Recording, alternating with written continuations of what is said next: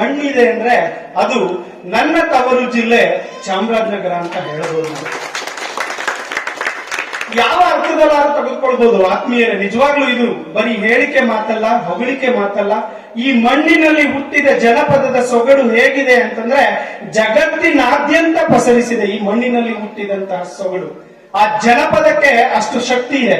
ಒಂದು ಮರ ಅಥವಾ ಒಂದು ಬೀಜ ಬಹಳ ಸಮೃದ್ಧವಾಗಿ ಬೆಳಿಬೇಕಾದ್ರೆ, ಒಂದ್ ಕಡೆ ಹೇಳ್ತಾರೆ ಸಿದ್ದೇಶ್ವರ ಸ್ವಾಮೀಜಿ ಅವರು, ಬೀಜ ಹೇಗಿದೆಯಪ್ಪ ಅಂತಂದ್ರೆ ಇಡೀ ಮರದ ಒಂದು ಸಾರ ಬೀಜದೊಳಗಿರ್ತದೆ. ಒಂದು ವಿಶಾಲವಾದ ವೃಕ್ಷ ಬೆಳಿಬೇಕಂದ್ರೆ ಆ ವೃಕ್ಷದ ಒಳ ಅರ್ಥವೇ ಆ ಬೀಜದೊಳಗಿರ್ತದೆ. ಆ ಬೀಜ ಮೊಳೆದು ಬೆಳಿಬೇಕಂದ್ರೆ ಬೇರು ತುಂಬಾ ಮುಖ್ಯ. ಅಂತ ಬೇರನ್ನ ಕೊಟ್ಟ ಕೀರ್ತಿ ಯಾರಪ್ಪ ಅಂತಂದ್ರೆ ಅದು ನಮ್ಮ ಈ ಮಣ್ಣಿನ ಜನಪದರು. ನಿಮ್ಗೆಲ್ಲ ಗೊತ್ತಿರ್ಬೋದು, ಅವರ ದಿನ ಪ್ರಾರಂಭ ಆಗೋದು ಹೇಗಪ್ಪ ಅಂದ್ರೆ ನೋಡಿ, ಅವರ ಜೀವನವೇ ಒಂದು ಹಾಡು. ಅವ್ರು ಗೊತ್ತಿರೋದೊಂದೇ, ಏನಪ್ಪ ಅಂದ್ರೆ ಕಾಯಕ. ಕಾಯಕ ಒಂದೇ. ಇಲ್ಲಿ ನೆರೆದಿರೋ ಸುಮಾರು ಜನರಿಗೆ ಮಕ್ಕಳಿದ್ದಾರೆ. ಆ ಮಕ್ಕಳೆಲ್ಲ ಇವತ್ತು ಮೈಸೂರಿನ ಭಾಗದಲ್ಲಾಗಿರ್ಬೋದು, ಬೆಂಗಳೂರಿನ ಭಾಗದಲ್ಲಾಗಿರ್ಬೋದು, ಅಥವಾ ಇನ್ಯಾವುದೋ ನಗರ ಪ್ರದೇಶದಲ್ಲಿ ಇರ್ಬೋದು. ಆ ನಗರ ಪ್ರದೇಶಕ್ಕೆ ಹೋದಾಗ ಈ ಮಣ್ಣಿನ ಒಬ್ಬ ರೈತನ ಅಪ್ಪ ಅಲ್ಲಿ ಹೋದಾಗ ಒಂದು ದಿನ ಇರೋದೆಚ್ಚು, ಒಂದೇ ದಿನ ಇರೋದೆಚ್ಚು, ಅಥವಾ 2 ದಿನ ಇರೋದೆಚ್ಚು. 3ನೇ ದಿನ ಕೇಳೋದೇನ್ ಗೊತ್ತಾ, ದಯಮಾಡಿ ನನ್ನ ಊರು ಕಳಿಸ್ಕೊಡಪ್ಪ, ನನ್ನ ಮಣ್ಣಿಗೆ ನಾನು ಹೋಗ್ಬೇಕಂತ. ಯಾಕಂದ್ರೆ ಆ ಮಣ್ಣಿನ ದುಡಿತ, ಆ ದುಡಿತದ ಶಕ್ತಿ ಅಷ್ಟು ಪಾವಿತ್ರತೆಯನ್ನು ಹೊಂದಿದೆ. ಈ ಜನರಲ್ಲಿ ಹಾಡು ನೋಡಿ ಎಷ್ಟು. ಒಬ್ಬ ಹೆಣ್ಣು ಮಗಳು ಬೆಳಗ್ಗೆ ಎದ್ದ ತಕ್ಷಣ ಹೇಳ್ತಾನೆ ನೋಡಿ, ಇವತ್ತು ನಾವು ನೆನೆಸ್ಕೊಳ್ಳೋದೇ ಇಲ್ಲ. ನಾವು ಬೆಳಗ್ಗೆ ಎದ್ದ ತಕ್ಷಣ ನೋಡದೆ ಬಲಗಡೆ ಮೊಬೈಲ್ ಇರಬೇಕು, ಬಲಗಡೆ ಮೊಬೈಲ್ ಇರಬೇಕು. ಮೊದಲು ಎದ್ದಾಗ ಈ ಮಣ್ಣಿಗೆ ನಮಸ್ಕಾರವನ್ನ ಮಾಡ್ತಿರುವಂತ ಒಂದು ಸಂಸ್ಕೃತಿಯನ್ನ ಕಟ್ಟಿಕೊಟ್ಟಂತವ್ರು ಯಾರಪ್ಪ ಅಂದ್ರೆ ಜನಪದರು. ಈ ಮಣ್ಣು ಅಂದ ತಕ್ಷಣ ನಾವು ಅನ್ಕೊಂತೀವಿ ಮಣ್ಣೆಂದರೆ ಮಣ್ಣಲ್ಲ ಕೇಳ, ಮಣ್ಣೆಂದರೆ ಮಣ್ಣಲ್ಲ ಕೇಳ, ಮಣ್ಣು ಹೊನ್ನ ಬೆಳೆಯುವ ಕಣಜ, ಮಣ್ಣು ಹೊನ್ನ ಬೆಳೆಯುವ ಕಣಜ, ದಾರ್ಶನಿಕರ ಪಾದ ಸ್ಪರ್ಶವನ್ನು ಪಡೆದ ಸುಕ್ಷೇತ್ರ, ನಾಡು ನುಡಿಗೆ ಅವಿರತ ಕೊಡುಗೆಯನ್ನ ನೀಡಿದ, ನಾಡು ನುಡಿಗೆ ಅವಿರತ ಕೊಡುಗೆಯನ್ನ ನೀಡಿದ ಮಹಾನ್ ಸಾಹಿತ್ಯಗಾರರ ಸುಂದರವಾದ ಗುಡಿ ನೋಡ ನನ್ನೊಡೆಯ ಗುರು ಮಹಾದೇವ. ಇದು ಈಗ ತಾನೇ ಇಲ್ಲೇ ಈ ಕಾರ್ಯಕ್ರಮಕ್ಕೆ ಹುಟ್ಟಿದ ನನ್ನ ವಚನ. ಇದು ಈಗ ಹುಟ್ಟಿದೆ. ಯಾವುದೇ ತರಹದ ಬರವಣಿಗೆನೂ ತಂದಿಲ್ಲ, ಬರವಣಿಗೆಯ ಅವಶ್ಯಕತೆನೂ ಇಲ್ಲ. ನಾವು ಮಾತಾಡ್ತಾ ನಿಂತ್ಕೊಂಡ್ರೆ ಇಡೀ ದಿನ ಮಾತಾಡ್ಬೋದು ಈ ಮಣ್ಣಿನ ಬಗ್ಗೆ, ಈ ಜನಪದದ ಬಗ್ಗೆ, ಈ ನಾಡಿನ ಬಗ್ಗೆ, ಈ ನಾಡು ನುಡಿಯ ಅವಿರತವಾದ ಸೇವೆಯನ್ನ ಸಲ್ಲಿಸಿದವರ ಬಗ್ಗೆ. ನಾವೆಲ್ಲ ಕನ್ನಡ ನಾಡಿನಲ್ಲಿ ಹುಟ್ಟಿರೋದು ನಮ್ಮೆಲ್ಲರ ಸುಯೋಗ ಅಂತ ಅನ್ಕೋಬೇಕಾಗಿದೆ. ಯಾಕೆಂದ್ರೆ 2000 ವರ್ಷಗಳ ಇತಿಹಾಸ ಇದೆ ದಾಖಲೆ ಇರೋದಕ್ಕೆ. ದಾಖಲೆಗಿಂತ ಹಿಂದೆ ಹೋದ್ರೆ ತುಂಬಾ ಇದೆ, ತುಂಬಾ ಇದೆ. ಬದುಕಿಸ್ತಿದ್ರು, ಇದು ಬಹಳ ಮುಖ್ಯ. ಇವತ್ತು ಬದುಕಿದೆ, ಆದ್ರೆ ಬದುಕಿಸುತ್ತಿರುವವರ ಸಂಖ್ಯೆ ಬಹಳ ಕಡಿಮೆ ಇದೆ. ಇವತ್ತು ಬಹಳ ಕಡಿಮೆ ಇದೆ ನೋಡಿ. ತಾಯಿ ಹೇಳಿದ್ಲು, ಆಚಾರಕ್ಕೆ ನೀನು ಹೇಗ್ ಬದುಕಬೇಕಂದ್ರೆ ಅರಸನಾಗಿ ಬದುಕಬೇಕು. ಅಂದ್ರೆ ನಿಯಮಗಳನ್ನ ನೀತಿಗಳನ್ನ ಮಾಡುವಂತವ ದೊರೆ ಚೆನ್ನಾಗಿದ್ರೆ ನಾಡೆಲ್ಲ ಚೆನ್ನಾಗಿರ್ತಿತ್ತು. ಅದಕ್ಕೆ ಆಳಾಗಬಲ್ಲವ ಅರಸನಾಗಬಲ್ಲ ಅಂತ. ಒಬ್ಬ ರಾಜನಾಗ್ಬೇಕಾದ್ರೂ 64 ವಿದ್ಯೆಗಳನ್ನ ಕಲಿಬೇಕಾಗಿತ್ತು. ಇವತ್ತೊಬ್ಬ ರಾಜನಾಗ್ಬೇಕಾದ್ರೆ ಒಂದೇ ಒಂದಿದ್ರೆ ಸಾಕು, 64 ವಿದ್ಯೆಯ ಅವಶ್ಯಕತೆ ಇಲ್ಲ. ಆಚಾರ ಕರಸಾಗು, ನೀತಿಗೆ ಪ್ರಭುವಾಗು. ಮೊದಲು ನಾನು ನೀತಿವಂತನಾಗಿರ್ಬೇಕು. ಇವತ್ತಿಲ್ಲಿ ಏನಾದ್ರೂ ಹೇಳ್ಬೇಕಂದ್ರೆ ನಮ್ಮಲ್ಲೊಂದಷ್ಟು ಇರ್ಬೇಕದು. ನಾವು ಒಂದಿಷ್ಟನ್ನ ಅದನ್ನ ಬೆಳೆಸ್ಕೊಂಡಿರ್ಬೇಕು, ನಾವು ಒಂದಿಷ್ಟನ್ನ ಅದನ್ನ ಅನುಸರಿಸ್ಕೊಂಡಿರ್ಬೇಕು. ಹೇಳೋದೊಂದು ಮಾಡೋದೊಂದು ಆಗ್ಬಾರ್ದು. ಯಾಕೆ 12ನೇ ಶತಮಾನ ಇವತ್ತೂ ಕೂಡ, ಇನ್ ಮುಂದೆನೂ ಕೂಡ ಯಾಕೆ ಸೂರ್ಯ ಚಂದ್ರರು ಇರೋವರೆಗೂ ಶಾಶ್ವತ ಅಂದ್ರೆ ಅವರು ನುಡಿದಂತೆ ನಡೆದ್ರು, ನಡೆದಂತೆ ನುಡಿದ್ರು.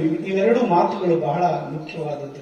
ನುಡಿದಂತೆ ನಡೆಯೋದು, ನಡೆದಂತೆ ನುಡಿಯೋದು ಬಹಳ ಬಹಳ ಮುಖ್ಯವಾದದ್ದು. ನಿಜವಾಗ್ಲು 12ನೇ ಶತಮಾನನ ತೆಗೆದು ಒಂದು ತಕ್ಕಡಿಯಲ್ಲಿ ಇಟ್ಬಿಟ್ಟು ಇಡೀ ಜಗತ್ತಿನ ಏಕೀಕರಣವನ್ನ ಒಂದು ತಕ್ಕಡಿಯಲ್ಲಿ ಇಟ್ರೆ 2 ಈಕ್ವಲ್ ಆಗ್ಬಿಡ್ತದಂತೆ. ಅಷ್ಟು ಶಕ್ತಿ ಈ ಮಣ್ಣಿನ ಸಂಸ್ಕಾರಕ್ಕಿದೆ. ಅಂದು ಬಸವಣ್ಣ ಕಟ್ಟಿದಂತ ಆ ಒಂದು ಜ್ಯೋತಿ ನೋಡಿ ಎಲ್ಲೆಲ್ಲಿಂದ ಬಂದ್ರು. ಇವತ್ತು ನನ್ನ ಮೊಬೈಲ್ ಇರಲಿಲ್ಲ, ಇವತ್ತು ನಂಗೆ ಫೇಸ್ಬುಕ್ ಇರಲಿಲ್ಲ, ಇವತ್ತು ನಂಗೆ ಇನ್ಸ್ಟಾಗ್ರಾಮ್ ಇರಲಿಲ್ಲ, ಇವತ್ತು ನಂಗೆ ಪ್ರಚಾರ ಮಾಡುವಂತ ಮಾಧ್ಯಮಗಳಿರಲಿಲ್ಲ. ನಾನು ಮಾಧ್ಯಮಗಳನ್ನ ನಿಜವಾಗ್ಲೂ ಸ್ಮರಿಸ್ಕೋತೀನಿ. ಯಾಕಂದ್ರೆ ಸಮಾಜ ಕಟ್ಟುವಂತ ಕೆಲಸ ಅವ್ರ ಕೈಯಿಂದ ತುಂಬಾ ನಡೀತಿದೆ. ಆದ್ರೆ ಅಂದು 12ನೇ ಶತಮಾನದಲ್ಲಿ ಬಸವಣ್ಣನವರ ಕಾಯಕವನ್ನ ಇಟ್ಕೊಂಡು ಅನೇಕ ಶರಣರು ಕಾಶ್ಮೀರದಿಂದ ಬರ್ತಾರೆ. ತುಂಬಾ ಕಡೆಯಿಂದ ಬಂದು ದೆಲ್ಲಿಗೆ, ಕಲ್ಯಾಣ ಪಟ್ಟಣಕ್ಕೆ. ಏನಕ್ಕೆ ಬಂದ್ರು? ಸುಮ್ಮನೆ ಕೂತ್ ಮಾತಾಡಕ್ ಬಂದ್ರ, ಅಥವಾ ಒಂದಷ್ಟು ಆಹಾರವನ್ನು ತಿನ್ಕೊಂಡು ಹೋಗ್ಲಿಕ್ಕೆ ಬಂದ್ರ? ನೋಡಿ, ಕಾಯಕ, ದಾಸೋಹ, ಜ್ಞಾನ, ಮೂರು. ಇದನ್ನೇ ನಾವು ತ್ರಿವಿಧ ಅಂತ ಕರಿತೀವಿ. ತ್ರಿವಿಧ. ಈ ಮೂರು ಯಾವ ವ್ಯಕ್ತಿಗೆ ಸಿಗುತ್ತೋ ಆ ವ್ಯಕ್ತಿ ಈ ಜಗತ್ತಿಗೆ ಜ್ಯೋತಿ ಆಗ್ತಾನೆ ಅನ್ನೋದನ್ನ ಅಂದು ಬಸವಣ್ಣನವರು ಕಟ್ಕೊಟ್ರು. ಕಲ್ಯಾಣದಲ್ಲಿ ಅಂದು ಕಟ್ಕೊಟ್ರು ಬಸವಣ್ಣನವರು. ಇವನಾರವ ಇವನಾರವ ಇವನಾರವ ಎಂದೆಣಿಸದಿರಯ್ಯ, ಇವ ನಮ್ಮವ ಇವ ನಮ್ಮವ ಇವ ನಮ್ಮವ. ಬಟ್ ನಾವ್ ಇವತ್ತು ಮಾಡ್ತಿರೋದೇನಂದ್ರೆ ವೈಭವೀಕರಣ ಮಾಡ್ತಿದೀವಿ. ಮೊದಲು ಅದನ್ನ ನಾವು ನಿಲ್ಲಿಸ್ಬೇಕು. ವೈಭವೀಕರಣದ ಅವಶ್ಯಕತೆ ಇಲ್ಲ. ಈ ನಾಡಿಗೆ, ಈ ಮಣ್ಣಿಗೆ 2000 ವರ್ಷಗಳ ಇತಿಹಾಸವಿದೆ. ಆತ್ಮೀಯರೇ, ಅರ್ಥ ಮಾಡ್ಕೊಳ್ಳಿ. ಪಕ್ಕದ ತಮಿಳುನಾಡು ಇರ್ಬೋದು, ಪಕ್ಕದ ಆಂಧ್ರ ಇರ್ಬೋದು, ಪಕ್ಕದ ಮಹಾರಾಷ್ಟ್ರ ಇರ್ಬೋದು, ಈ ಎಲ್ಲ ಆಳಿದಂತಹ ರಾಜಮನೆತನಗಳು ಒಂದೇ. ಮಹಾರಾಷ್ಟ್ರಕ್ಕೆ ಹೋದ್ರೆ ಮರಾಠ ಸಾಮ್ರಾಜ್ಯವನ್ನು ನೋಡ್ತೀವಿ. ಆದ್ರೆ ಈ ಮಣ್ಣಿನಲ್ಲಿ ಆಡಳಿತ ಮಾಡಿದಂತಹ ರಾಜ ಮಹಾರಾಜರು ಎಷ್ಟಿದ್ದಾರೆ? ಕದಂಬರು, ಗಂಗರು, ರಾಷ್ಟ್ರಕೂಟರು, ಚಾಲುಕ್ಯರು, ಹೊಯ್ಸಳರು. ಇದೆಲ್ಲದಕ್ಕಿಂತ ವಿಜಯನಗರದ ಅರಸರು, ನಮ್ಮ ಮೈಸೂರಿನ ಒಡೆಯರು.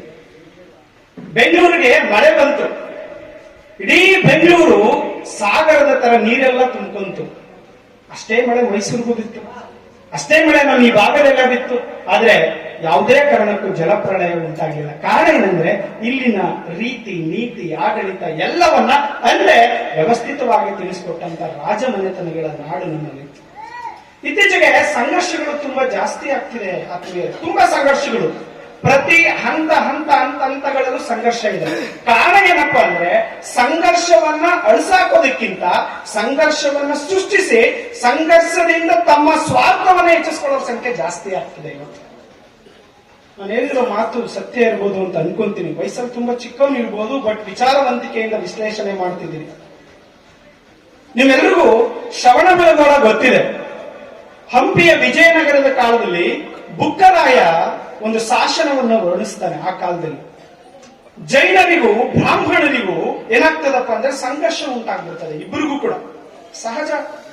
ಇಬ್ಬರು ಮಹಾನ್ ಮೇಧಾವಿಗಳಿದ್ದಾಗ ಘರ್ಷಣೆನೇ ಆಗೋದಿಲ್ಲ. ಆದ್ರೆ ದೊಡ್ಡವರಾಗಿರೋರು ಮಾಡೋ ಕೆಲಸ ಏನ್ ಮಾಡ್ಬೇಕು? ಅದನ್ನ ದೊಡ್ಡವರಾಗಿರುವಂತವರು ಅದನ್ನ ಶಮನ ಮಾಡುವಂತ ಕೆಲಸವನ್ನ ಮಾಡ್ಬೇಕು. ಅದನ್ನ ಆ ಕಾಲದಲ್ಲಿ ಮಾಡ್ತಾರೆ. ಜೈನರ ಕೈಯಲ್ಲಿ ಬ್ರಾಹ್ಮಣರ ಕೈಯನ್ನ, ಬ್ರಾಹ್ಮಣರ ಕೈಯಲ್ಲಿ ಜೈನರ ಕೈಯನ್ನ ಇಳಿಸಿ ಒಂದು ಶಾಸನವನ್ನು ಬರೆಸ್ತಾರೆ. ಜೈನರ ಹಬ್ಬಗಳಲ್ಲಿ ಬ್ರಾಹ್ಮಣರು, ಬ್ರಾಹ್ಮಣರ ಹಬ್ಬಗಳಲ್ಲಿ ಜೈನರು ಒಟ್ಟಾಗಿ ಕಾರ್ಯ ಕೆಲಸವನ್ನ ಮಾಡಬೇಕು ಅಂತ. ಎಂತಹ ಒಂದು ಸಮನ್ವಯ ಇದೆ. ಎಲ್ಲರಿಗೂ ಅವರದೇ ಆದಂತಹ ಆಚಾರ, ವಿಚಾರ, ಸಂಸ್ಕೃತಿ ಇದೆ, ಅದನ್ನು ಪಾಲನೆ ಮಾಡಬೇಕು. ಆದ್ರೆ ವೈಭವಕರಣ ಅಷ್ಟೊಂದು ಸೆಳೆದು. ಇತ್ತೀಚಿನ ವೈಭವಕರಣ ಏನಾಗ್ತಿದೆ ಅಂದ್ರೆ ಎಲ್ಲರನ್ನ ಸಂಘರ್ಷದ ಎಡೆಯಲ್ಲಿ ಉಂಟಾಗ್ತಿದೆ. ಈ ಸಂಘರ್ಷ ಏನ್ ಮಾಡ್ತಿದೆ ಅಂದ್ರೆ ಅಶಾಂತಿಯನ್ನ ಸೃಷ್ಟಿಸುತ್ತಿದೆ. ಬ್ರಿಟಿಷರು ನಮ್ಮ ದೇಶವನ್ನ ಆಡಳಿತ ಮಾಡಿದ್ರು ಅಂತ ಹೇಳಿದ್ರು. ಈ ಆಡಳಿತಕ್ಕೆ ಮೂಲ ಕಾರಣ ಏನು ಗೊತ್ತಾ? ನಮ್ಮಲ್ಲಿ ಒಗ್ಗಟ್ಟಿಲ್ಲದೆ ಇರುವಂತದ್ದು, ನಮ್ಮಲ್ಲಿ ಸಂಘಟನೆ ಇಲ್ಲದೆ ಇರುವಂತದ್ದು. ಇಂತಹ ಸಂಘಟನಾ ಕ್ಷೇತ್ರದಲ್ಲಿ ಅನೇಕ ದಾರ್ಶನಿಕರು ಈ ಮಣ್ಣಲ್ಲಿ ಹುಟ್ಟು ಬರುತ್ತಾರೆ. ನೋಡಿ, ಒಂದು ಹುಗೆ ಅನ್ನುವಂತ ಪದದಲ್ಲಿ ಎಲ್ಲರೂ ಸೇರ್ಕೊತಾರೆ. ಯಾವ ತರಹ ಜನಪದರು ಆನುಮಲೆ, ಜೇನುಮಲೆ, ಗುಂಜುಮಲೆ, ಗಂಜಿಮಲೆ, 77 ಮಲೆಗಳಿಗೆ ತಪ್ಪದೆ ಎಲ್ಲಿದು ನಾಟ್ಯವಾಡು. ಎಂತಹ ಒಂದು ಸಾಹಿತ್ಯ ಪರಂಪರೆಯನ್ನು ಕಟ್ಟಿದ್ದಾರೆ ನೋಡಿ ಜನಪದರು. ಶಾಲೆಗೆ ಹೋಗಿದ್ರ, ಪುಸ್ತಕ ತಗೊಂಡು ಬರೆದಿದ್ರ, ದೊಡ್ಡ ದೊಡ್ಡ ಗ್ರಂಥಗಳನ್ನ ಓದಿದ್ರ. ಹೇಗೆ ಹುಟ್ಕೋತೀರಿ ಅಕ್ಷರಗಳೆಲ್ಲ? ಹುಟ್ಟುದ್ದು ಹೃದಯ ತುಂಬದ ಭಕ್ತಿಯಿಂದ. ಎರಡನೇದು ಶರಣಾಗುವ ಭಾವದಿಂದ. ಎಲ್ಲಿ ಭಕ್ತಿ ಇರ್ತದೋ ಆ ಭಕ್ತಿ ಶರಣಾಗುವ ಭಾವವನ್ನ ತಂದುಕೊಡುತ್ತದೆ. ಎಲ್ಲಿ ಶರಣಾಗ್ತೀವೋ ಅಲ್ಲಿ ಆ ಒಂದು ಭಕ್ತಿಯ ಪರಂಪರೆ ಪ್ರಜ್ವಲಿಸ್ತಾ ಹೋಗ್ತದೆ. ಎಷ್ಟು ಪ್ರಶಸ್ತಿಗಳು ಬಂದವು. ಸಿನಿಮಾ ಕ್ಷೇತ್ರದಲ್ಲಿ ಅವರು ಮಾಡದೇ ಇರುವಂತ ಪಾತ್ರಗಳೇ ಇಲ್ಲ. ಹೇಗೆ ಉಟ್ಕೋತಿದ್ದಿಲ್ಲ? ಇದಕ್ಕೆ ಮೂಲ ನಮ್ಮ ರಂಗಭೂಮಿ. ನಮ್ಮ ರಂಗಭೂಮಿಯ ಒಳಗಡೆ ಅಂತ ಶಕ್ತಿಯನ್ನು ತುಂಬಿ ಡಾಕ್ಟರ್ ರಾಜ್ಕುಮಾರ್ ಅನ್ನು ಕಳಿಸ್ಕೊಡ್ತದೆ. ಡಾಕ್ಟರ್ ರಾಜ್ಕುಮಾರ್ ಜನರ ಮನದಲ್ಲಿ ಅಭಿಮಾನಿಯಾಗಿ, ನಮ್ಮ ಮನೆ ಮಗರಲ್ಲ, ನಮ್ಮ ಸಂಬಂಧಿಕರಲ್ಲ, ನಮ್ಮ ನೆಂಟರಲ್ಲ, ಬಟ್ ಇವತ್ತು ಡಾಕ್ಟರ್ ರಾಜ್ ಅಂದ ತಕ್ಷಣ ನಮ್ಮ ಎದೆಯೊಳಗಡೆ ಏನೋ ಒಂಥರ ರೋಮಾಂಚನ. ಯಾವುದೇ ಕಾರ್ಯ ಮಾಡ್ರಿ, ಅವರನ್ನು ನೆನೆಸ್ಕೊಳ್ಳದೆ ನಾವು ಮುಂದೆ ಹೋಗಲ್ಲ. ಯಾಕಂದ್ರೆ ಬದುಕಿದ್ದು ಆ ತರ ಇತ್ತು. ಆ ಬದುಕನ್ನ ಕಟ್ಕೊಟ್ಟದ್ದು ಯಾವುದು? ನಮ್ಮ ಮಣ್ಣು. ಈ ಮಣ್ಣಿಗೆ ಅಷ್ಟು ಶಕ್ತಿ ಇದೆ ಅಂತ ಕಾಯಕವನ್ನು ನಾವು ಆಡಬೇಕಾಗ್ತದೆ. ನೋಡಿ, ಇಲ್ಲಿ ಕಟ್ಟೋದು ಬಹಳ ಮುಖ್ಯ. ಕಟ್ಟಿನ ವಿಚಾರಕ್ಕೆ ಒಂದು ಹೇಳೋದಾದ್ರೆ, ನಮ್ಮ ಜನಪದರು ಹೇಳ್ತಿದ್ರು ಆಗ, ಕೆರೆಯಂ ಕಟ್ಟಿಸು, ಬಾವಿಯಂ ತೋಡಿಸು, ಸೆರೆಯಲ್ಲಿ ಸಿಕ್ಕ ಅನಾಥರಂ ರಕ್ಷಿಸು, ದಿಕ್ಕು ದೆಸೆ ಇಲ್ಲದೆ ಬಳಲಾಡುವವರಿಗೆ ಆಶ್ರಯವನ್ನು ನೀಡುವಂತ. ಎಷ್ಟು ಅದ್ಭುತವಾದ ಮಾತಿತ್ತು ನೋಡಿ.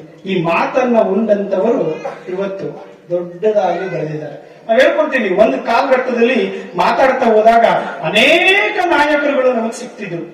ಆ ನಾಯಕರುಗಳ ಹಿಂದೆ ಯಾವುದೇ ತರಹದ ಪ್ರಚಾರ ಇರಲಿಲ್ಲ, ಬೆಂಬಲಿಗರನ್ನ ಕರೆಸ್ಕೊಂಡು ಕೆಲಸ ಮಾಡಿಸ್ತಿರ್ಲಿಲ್ಲ. ಅವ್ರು ಮಾಡ್ತಿದ್ದೇನೆ ಅಂತಂದ್ರೆ ವಿಚಾರವಂತಿಕೆಯನ್ನು ತಿಳ್ಕೊಂತಿದ್ರು, ಅದನ್ನ ಅರ್ಥ ಆಗೋ ಭಾಷೆಗೆ ಹುಟ್ಟಾಕ್ತಿದ್ರು. ಆದ್ರೆ ಇವತ್ತು ನಾಯಕರಿದ್ದಾರೆ. ಇಂತಹ ನಾಯಕರು ನಮ್ಮೆಲ್ಲರಿಗೂ ಅಳವಡಿಸ್ಕೊಳ್ಳೋ ಮಟ್ಟದಲ್ಲಿ ಇದ್ದಾರ? ಪ್ರಶ್ನಾತೀತವಾಗಿ ಒಂದು ಪ್ರಶ್ನೆಯನ್ನು ನಾವು ಹಾಕೋಬೇಕಾಗ್ತದೆ. ಯಾಕೆ ಅಂತ ಹೇಳ್ತೀವಿ ಅಂದ್ರೆ, ಒಬ್ಬ ನಿಜವಾದ ನಾಯಕ ಅಂದ್ರೆ ತಾನು ಬೆಳೆಯೋದಕ್ಕಿಂತ ತನ್ನ ಜೊತೆ ಇರುವ 10 ಮಂದಿಯನ್ನ ತೆಗೆದುಕೊಂಡು ಹೋಗುವಂತವನ್ನ ನಾವು ನಾಯಕ ಅಂತ ಕರಿತೀವಿ. ನೋಡಿ, ಎಷ್ಟು ಅದ್ಭುತವಾದ ಮಾತಿದೆ. ಮನಸ್ಸುಗಳು ಸೇರಿದಾಗ ಸಂಘರ್ಷ ಜಾಸ್ತಿ ಇರೋದು. ಮನಸ್ಸುಗಳನ್ನ ಅಷ್ಟು ಸುಲಭ ಅಲ್ಲ. ಅದಕ್ಕೆ ಬಸವಣ್ಣನವರು ಹೇಳ್ತಾರೆ, ಮನಸ್ಸೆಂಬುದು ಮರ್ಕಟ ಕೇಳ. ಕೋತಿಗೊಲಿಸ್ತಾರೆ, ಚಂಚಲತೆ ಜಾಸ್ತಿ ಆ ಮನಸ್ಸಿಗೆ. ಆ ಮನಸ್ಸನ್ನ ಹತೋಟಿಯಲ್ಲಿ ಇಟ್ಕೊಂಡು ಎಲ್ಲರೊಳಗೊಂದಾಗಿ ಕರ್ಕೊಂಡು ಹೋಗೋದಕ್ಕೆ ಬಹಳ ಕಷ್ಟ. ಅದಕ್ಕೆ ಜನಪದರು ಅವತ್ತೇ ಹೇಳಿದ್ರು, ಒಗ್ಗಟ್ಟಿನಲ್ಲಿ ಬಲವಿದೆ. ಮುಂದುವರೆದು ನಾನೊಂದು ನುಡಿ ಹೇಳ್ತೀನಿ, ಒಬ್ಬಟ್ಟಿನಲ್ಲಿ ಸಿಹಿ ಇದೆ, ಒಗ್ಗಟ್ಟಿನಲ್ಲಿ ಬಲವಿದೆ. ಅಂತಹ ಸಿಹಿಯ ಜೀವನ ಈ ಮಣ್ಣಿನ ಜನಪದರು ನಡೆಸ್ಕೊಂತ ಹೋಗ್ತಾರೆ. ಕನ್ನಡ ನಾಡು ನುಡಿಯ ವಿಚಾರಕ್ಕೆ ಬಂದ್ರೆ ಇಡೀ ದಿನವೆಲ್ಲ ಮಾತಾಡ್ತಾ ಹೋಗ್ಬೋದು. ಏನಿಲ್ಲ ಈ ಕನ್ನಡದಲ್ಲಿ. ನಮ್ಮ ಕನ್ನಡ ನಾಡಿನ ಪದಗಳು ಗ್ರೀಕರ ಸಾಹಿತ್ಯದಲ್ಲಿದೆ. ಅರ್ಥ ಮಾಡ್ಕೊಳ್ಳಿ. ಕನ್ನಡ ಜನ ಹೋಗಿ ಗ್ರೀಕರ ಸಾಹಿತ್ಯಕ್ಕೆ ಹಂಚಲಿಲ್ಲ ಆತ್ಮೀಯರೇ. ಗ್ರೀಕರ ನಾಟಕಗಳಲ್ಲಿ ಕನ್ನಡದ ಸಾಹಿತ್ಯ ಇದೆ, ಒಂದು ಪದಗಳ ಬಳಕೆ ಇದೆ, ಅದು ಉಲ್ಲೇಖ ಇದೆ, ಅದಕ್ಕೆ ನಿದರ್ಶನವೂ ಕೂಡ ಇದೆ. ಹೇಗ್ ಸಾಧ್ಯ ಅಂದ್ರೆ, ಕನ್ನಡ ನಾಡಿನ ಒಂದು ನಂಟು ಗ್ರೀಕ್ ಕಾಲಕ್ಕಿತ್ತು ಅನ್ನೋದನ್ನ ಇದು ಸಾಬೀತು ಮಾಡುತ್ತದೆ. ನಮ್ಮ ಹಳ್ಳಿಗಳಲ್ಲಿ, ಪ್ರತಿಯೊಂದು ಹಳ್ಳಿಗಳಲ್ಲೂ ಶಾಸನ ಇದೆ, ವೀರಗಲ್ಲುಗಳಿವೆ, ಮಾಸ್ತಿಗಲ್ಲುಗಳಿವೆ. ಶಾಸನಗಳನ್ನ ಕೆತ್ತಿರೋದೇನಕ್ಕಪ್ಪ ಅಂದ್ರೆ, ಈ ಊರು ಇಂಥ ರಾಜರ ಕಾಲದಲ್ಲಿ ಇಂಥ ಬಳುವಳಿಯನ್ನ ರಾಜನಿಗೆ ಕೊಟ್ಟಿತ್ತು. ವೀರಗಲ್ಲನ್ನ ಯಾಕೆ ಕೆತ್ತಿದ್ದಾರೆ ಅಂದ್ರೆ, ಈ ಊರಿನ ಒಬ್ಬ ಸೈನಿಕ ಅಥವಾ ಈ ಊರಿನ ಒಬ್ಬ ಅಧಿಕಾರಿ ಅಥವಾ ಈ ಊರಿನ ಒಬ್ಬ ಆಡಳಿತಗಾರ ರಾಜನ ಪರವಾಗಿ ಹೋರಾಟ ಮಾಡಿ ಶಕ್ತಿಯನ್ನು ತಂದುಕೊಟ್ಟಿದ್ದಾನೆ ಅಂತ ಗುರುತಿಗೋಸ್ಕರ ಇದೆ. ಪ್ರತಿ ಊರಲ್ಲೂ ಇದೆ, ಈ ಪ್ರತಿಯೊಂದು ಹಳ್ಳಿಗಳಲ್ಲೂ ಕೂಡ ಇದೆ. ಒಂದು ಪುಟ್ಟ ಎಕ್ಸಾಂಪಲ್, ನಮ್ಮೂರು ಬಾಗ್ಲಿ. ನಾನು ಈಗ ನಮ್ಮ ಗುರುಗಳ ಹತ್ರ ನಾನು ಅಧ್ಯಯನ ಮಾಡಕ್ ಹೋದಾಗ ಒಂದು ವಿಚಾರವನ್ನು ಕೇಳಿದೆ, ನಮ್ಮ ಇತಿಹಾಸ ಪ್ರಾಧ್ಯಾಪಕರ ಹತ್ರ. ಅವ್ರು ಹೇಳಿದ್ರು, ಎಷ್ಟು ವಿಚಾರಗಳು ಗೊತ್ತಾಯ್ತಂದ್ರೆ, ಅಲ್ಲಿ ವಿಜಯನಗರ ಅರಸರ ಸಂಪರ್ಕ ಇದೆ, ಮುಂದುವರೆದು ನಮ್ಮ ಮೈಸೂರು ಒಡೆಯರ ಸಂಪರ್ಕ ಇದೆ, ಉಮ್ಮತ್ತೂರು ಪಾಳೆಗಾರರ ಸಂಪರ್ಕ ಇದೆ. ಇದೆಲ್ಲ ಕೇಳಿ ಏನಾಯ್ತಪ್ಪ ಅಂದ್ರೆ ಬಹಳ ಖುಷಿ ಆಯ್ತು ನನಗೆ. ಊರ ಬಗ್ಗೆ ಹೇಳ್ತಾರೆ ಅಂತಲ್ಲ, ಯಾಕೆ ಇದೊಂದು ಉದಾಹರಣೆಯನ್ನ ನಾನು ತಗೊಂಡೆ ಅಂದ್ರೆ, ಈ ತರಹದ ಉದಾಹರಣೆಗಳು ಪ್ರತಿಯೊಂದು ಹಳ್ಳಿಯಲ್ಲೂ ಇದೆ, ಅದನ್ನ ನಾವು ತಿಳಿಯುವಂತಹ ಕೆಲಸವನ್ನ ನಾವು ಮಾಡಬೇಕಾಗಿದೆ. ಇವತ್ತು ನಾವು ಏನಾಗ್ಬಿಟ್ಟಿದೆ ಅಂತ, ಇವತ್ತು ಜಗತ್ತು ತುಂಬಾ ಚಿಕ್ಕದು. ಯಾಕಂತಂದ್ರೆ ಎಲ್ಲವೂ ನಮ್ಮ ಕೈಯಲ್ಲೇ ಬಂದ್ಬಿಡ್ತಾರೆ. ಕೂತ ಜಾಗದಲ್ಲಿ ಎಲ್ಲವನ್ನ ನಾವು ತಿಳ್ಕೋಬಹುದು. ಆದ್ರೆ ಈ ಚಿಕ್ಕ ಜಗತ್ತಿನಲ್ಲಿ ತಿಳಿಯೋದು ತುಂಬಾ ಇದೆ. ಆ ತುಂಬಾ ತಿಳಿಯುವಂತ ಕೆಲಸವನ್ನ ನಾವು ಮನೆಯಲ್ಲಿ ಹುಟ್ಟಾಕ್ತಾ ಹೋಗ್ಬೇಕು. ಮನೆಗಳು ಸಂಸ್ಕೃತಿಯನ್ನ ಬೆಳೆಸುವ ತಾಣಗಳಾಗಬೇಕೇ ಹೊರತು ಸಂಸ್ಕೃತಿಯನ್ನ ಬೆಳೆಸುವಂತ ತಾಣಗಳಾಗಿರಬೇಕು. ಇವತ್ತು ಇದೊಂದನ್ನ ಅರ್ಥ ಮಾಡ್ಕೊಳ್ಳಿ, ಮುಂದೊಂದು ದಿನ ರುದ್ರಾಶ್ರಮಗಳ ಸಂಖ್ಯೆ ಜಾಸ್ತಿ ಆಗ್ತದೆ. ಖಂಡಿತವಾಗ್ಲು ಈ ಮಾತಲ್ಲಿ ಯಾವುದೇ ತರಹದ ಅಹಂ ಇಲ್ಲ. ನಿಜವಾಗ್ಲೂ ಇದು ವಾಸ್ತವದ ವಿಮರ್ಶೆ. ಮಕ್ಕಳನ್ನ ಓದಿಸೋದಕ್ಕೆ ಪೋಷಕರು ತುಂಬಾ ತುಂಬಾ ಕಷ್ಟಪಡ್ತಾರೆ ನಿಜವಾಗ್ಲು. ನನ್ನಂತಾಗಬಾರದು ನನ್ನ ಮಗ, ಅವ್ರು ಬರೋದೊಂದೇ ಭಾವನೆ, ನನ್ನಂತಾಗಬಾರದು ನನ್ನ ಮಗ. ಆದ್ರೆ ಇದರಲ್ಲಿ ಒಂದ್ ಸ್ವಲ್ಪ ಎಡುತ್ತಿದೀವಿ ನಾವು. ಏನಂತಂದ್ರೆ ಹಿರಿಯರನ್ನ ಗೌರವಿಸುವ, ನೆಲದ ಸಂಸ್ಕೃತಿಯನ್ನು ತಿಳಿಸುವ, ಮಣ್ಣ ಪರಂಪರೆಯನ್ನ ತಿಳಿಸುವ ಕೆಲಸವನ್ನು ಮರೀತಿದೀವಿ. ಈ ಕೆಲಸ ಮರೆತ್ರೆ ಅವ್ರು ನಮ್ಮ ಸಂಪೂರ್ಣವಾಗಿ ಮರೆತು ಬಿಡ್ತಾರೆ. ಅಪ್ಪನ್ ಸಾಕಕ್ಕೆ ಯಾರು ಯಾಕೆ? ಕಾರಣ ಏನು? ಕಾರಣ ಇಷ್ಟೇ, ಹಿರಿಯರು ಕಿರಿಯರು ಗೌರವಿಸುವ. ಇದನ್ನ ನಮ್ಮ ಜನಪದರು ಎಷ್ಟು ಚೆನ್ನಾಗಿ ತಮ್ಮ ಪದಗಳಲ್ಲಿ ಕಟ್ಟಿದ್ದಾರೆ ನೋಡಿ. ಬಹಳ ಜನಪದ ಅನ್ನೋದೊಂದು ಬಹಳ ವೃಕ್ಷ. ಅದು ಒಂದು ಮಾತಿದೆ, ಅಪ್ಪ ಹಾಕದ ಮರ ಯಾತಕ್ಕೆ ಹಾಕದ ಅಪ್ಪ? ನೇಣ ಹಾಕಳಕ್ಕೆ ಕಷ್ಟ ಬಂದಾಗ ಅಲ್ಲ. ಅಲ್ಲ, ಅಪ್ಪ ಆಲದ ಮರ ಯಾಕೆ ಹಾಕದ ಅಂದ್ರೆ ವ್ಯವಸಾಯ ಭೂಮಿಯಲ್ಲಿ ದುಡಿದಾಗ ತುಂಬಾ ಆಯಾಸವಾದಾಗ ಅದರ ಕೆಳಗಡೆ ಕುತ್ಕೊಂಡು ವಿಶ್ರಾಂತಿ ಮಾಡು, ಹಸಿದಾಗ ಅದರ ಕೆಳಗೆ ಕುತ್ಕೊಂಡು ಊಟ ಮಾಡು, ಅದು ಒಣಗಿದಾಗ ಅದನ್ನು ಕತ್ತರಿಸಿ ವಿವಿಧ ಪರಿಕರಗಳನ್ನ ನೀನು ಮನೆಗೆ ಮಾಡ್ಕೋ. ಇದು ವಿಮರ್ಶಾ ಭಾಗ. ಇದನ್ನ ನಾವು ವಿಶ್ಲೇಷಣೆ ಮಾಡಬೇಕಾಗಿದೆ. ನಮ್ಗೇನು ಅಪ್ಪ ಅಲ್ಲಿ ಮರ ಹಾಕಿದ್ದೇನೆ, ಕಷ್ಟ ಹೋಗಿ ನೇಣು ಹಾಕೊಳ್ಳೋದು ಅಷ್ಟೇ. ಈ ನೇಣು ಹಾಕೊಳ್ಳೋ ಪರಂಪರೆ ಆಧುನಿಕತೆ, ಮಾಡ್ರನ್ ಅಂತ ಕರಿತೀವಿ ನಾವು. ಇವತ್ತೆಲ್ಲವೂ ಮಾಡ್ರನ್ ಬೀಳ್ತಿದ್ದೀವಿ ನಾವು. ಮೂಲ ನೆಲೆಯನ್ನ ಮರಿತಿದ್ದೀವಿ. ಎಷ್ಟು ಚಂದದ ಮಾತಿದೆ ಗೊತ್ತಾ?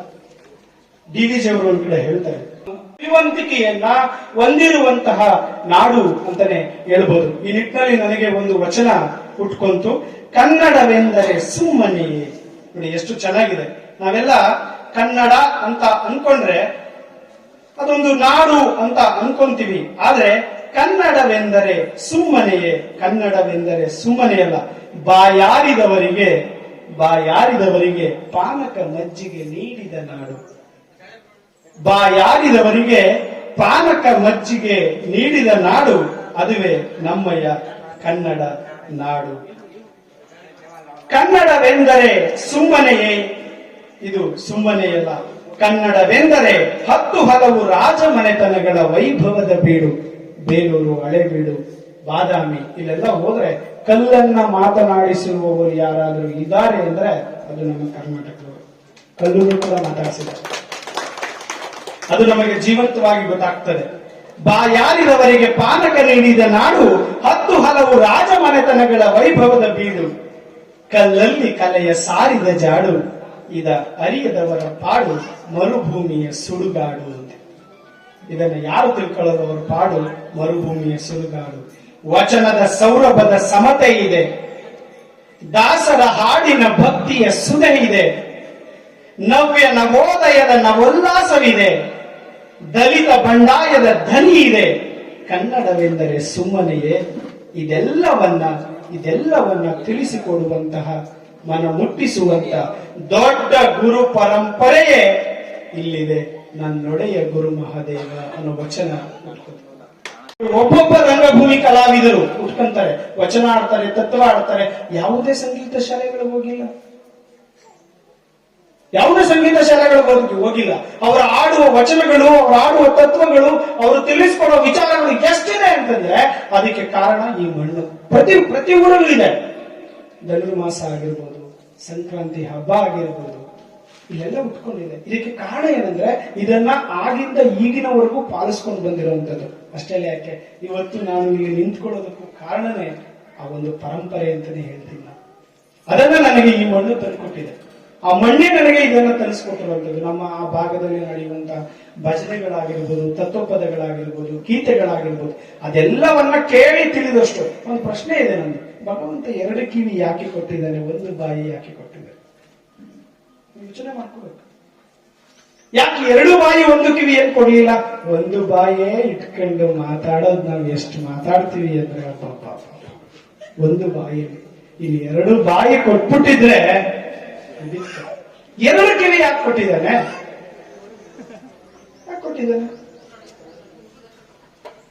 ಕೇಳಿಸ್ಕೊಳ್ಳಕ್ಕೆ. ಎಷ್ಟೆಲ್ಲ ಕೇಳಿಸ್ಕೊತೀವಿ ನಾವು. ಅವ್ರ ಮನೇಲಿ ಹಿಂಗಾಯ್ತು, ಇವ್ರ ಮನೇಲಿ ಹಿಂಗಾಯ್ತು, ಎಷ್ಟೆಲ್ಲ ಕೇಳಿಸ್ಕೊತೀವಿ. ಅವ್ರು ಹಿಂಗ್ ಮಾಡ್ದ, ಇವ್ರು ಹಂಗ್ ಮಾಡ್ದ, ಎಷ್ಟು ಕೇಳಿಸ್ಕೊತೀವಿ. ಖಂಡಿತವಾಗ್ಲು ಆಲಿಸಿಕೊಳ್ಳುವುದರಲ್ಲಿ, ಕೇಳಿಸ್ಕೊಳ್ಳೋದ್ರಲ್ಲಿ ಕಲಿಯುವಷ್ಟು ನಾವು ಮಾತನಾಡೋದ್ರಲ್ಲಿ ಕಲಿಯಲ್ಲ. ಮೊದಲು ನಾವು ಕೇಳುವಂತವರಾಗಬೇಕು. ಎಂಥದನ್ನ ಕೇಳುವಂತವರಾಗಬೇಕು, ಬಹಳ ಮುಖ್ಯ. ಇದೇ ನಮ್ಮ ಸಿದ್ದೇಶ್ವರ ಸ್ವಾಮೀಜಿ ಅವರ ಕಡೆ ಹೇಳ್ತಾರೆ, ಸೂರ್ಯ ತನ್ನ ಬೆಳಕನ್ನ ಹರಿಸ್ತಾನೆ, ಸೂರ್ಯನ ಬೆಳಕು ಕೊಳಕಿಗೂ ಹರಿಯುತ್ತೆ, ಹೌದಲ್ವಾ? ಆದ್ರೆ ಬೆಳಕು ಕೊಳಕಾಗಲ್ಲ. ಕೊಳಕಾಗುತ್ತೆ ಬೆಳಕು? ಕೆಲವು ನಿದರ್ಶನ ಕೇಳಿದಿರಪ್ಪ ಬೆಳಕು ಕೊಳಕಾಗಿದೆ ಅಂತ? ಇಲ್ಲ. ತಾವರೆ ಕೊಳಕನ್ನುತ್ತೆ, ಆದ್ರೆ ಅದು ಅರ್ಪಿತವಾಗುವುದು ದೇವರ ಮುಡಿಗೆ, ದೇವರ ಪಾದಕ್ಕೆ. ತಾವರೆ ಕೊಳಕಾಗುತ್ತಾ? ಇಲ್ಲ, ಕೊಳಕಾಗಲ್ಲ ಅದು. ಯಾಕೆ? ಅದು ಅದರ ಮೂಲ ಸಾರವನ್ನ, ಅದರ ಮೂಲ ನೆಲೆಯನ್ನ, ಅದರ ಮೂಲ ಆಲಿಸಿಕೊಳ್ಳೋದನ್ನ ಬಿಡೋದಿಲ್ಲ. ಅದು ಸೂರ್ಯನ್ ಬಂದೆ ಏನಂತ, ನಾನು ಬೆಳಕು ಕೊಡಬೇಕು. ನಮ್ ತರ ಅವನು ಒಂದು ನಾಮಫಲಕ ಹಾಕೊಳ್ಳೋದಿದ್ರೆ ಎಷ್ಟು ಹಾಕಬಹುದಾಗಿತ್ತು? ಇದು ನನ್ನ ಜಾಗ, ನಾನು ಬೆಳಕು ಕೊಟ್ಟಾಗ ನೀನು ಓಡಾಡ್ತಿರೋದು ಅಂತ. ಒಂದ್ ವೇಳೆ ಸೂರ್ಯ ಬರ್ಲಿಲ್ಲ ಅಂದ್ರೆ ನಮಗೆ ಚೈತನ್ಯನೇ ಇಲ್ಲ. ಅರ್ಥ ಮಾಡ್ಕೊಳ್ರಿ, ಈ ಜಗದ ಚೈತನ್ಯಕಾರ ಅಂದ್ರೆ ಸೂರ್ಯ. ಇದನ್ನ ಅರ್ಥ ಮಾಡ್ಕೊಂಡವರು ಸಿದ್ದೇಶ್ವರ ಸ್ವಾಮೀಜಿಯವರು. ಅದಕ್ಕವರು ಬಯಲಲ್ಲಿ ಬಯಲಾಗೋದ್ರು. ನಿಜವಾಗ್ಲೂ ಬಯಲಲ್ಲಿ ಬಯಲಾದ್ರು. ಅವ್ರು ಜೇಬಿಟ್ಕೊಂಡಿರ್ಲಿಲ್ಲ, ಯಾವ್ದು ಜೇಬಿಟ್ಕೊಂಡಿರ್ಲಿಲ್ಲ. ಯಾಕೆ ಹೇಳ್ತಿದ್ರು ಅವ್ರು ಮಾತು? ಯಾಕೆ ನಾನು ಜೇಬಿಟ್ಕೊಂಡಿಲ್ಲ ಅಂದ್ರೆ, ಜೇಬಿಟ್ಕೊಂಡು ಅದಕ್ಕೊಂದು ರೂಪಾಯಿ ಇಟ್ಕೋಬೇಕು ಅನ್ಸುತ್ತೆ. ಅದೊಂದು ರೂಪಾಯಿ ತಗೋಬೇಕಂದ್ರೆ ಒಂದು ರೂಪಾಯಿಗೆ ಬೇರೆ ಬೇರೆ ಮಾರ್ಗಗಳಲ್ಲಿ ಹೋಗ್ಬೇಕಾಗ್ತದೆ. ಅವ್ರು ಇಟ್ಕೊಂಡದ್ದು ಜ್ಞಾನದ ಜೇಬು. ಯಾರು ಜ್ಞಾನದ ಜೇಬನ್ನ ನಿಮ್ಮಲ್ಲಿ ಇಟ್ಕೊಂತೀರೋ ಅದು ಎಲ್ಲವನ್ನ ನಿಮಗೆ ತಂದುಕೊಡ್ತದೆ, ಎಲ್ಲ ಕೀರ್ತಿಯನ್ನು ತಂದುಕೊಡ್ತದೆ. ಅದರಿಂದ ನಾವು ಕೊಳಕಾಗುವಂತವರಾಗಬಾರ್ದು. ಆ ಕೊಳಕಾಗಬಾರ್ದು ಅಂದ್ರೆ ಮೊದಲು ನಾವು ಕೇಳಿಸ್ಕೊಳ್ಬೇಕು, ಕೇಳಿಸ್ಕೊಳ್ಳುವಂತ ಕಲಿಬೇಕು ನಾವು.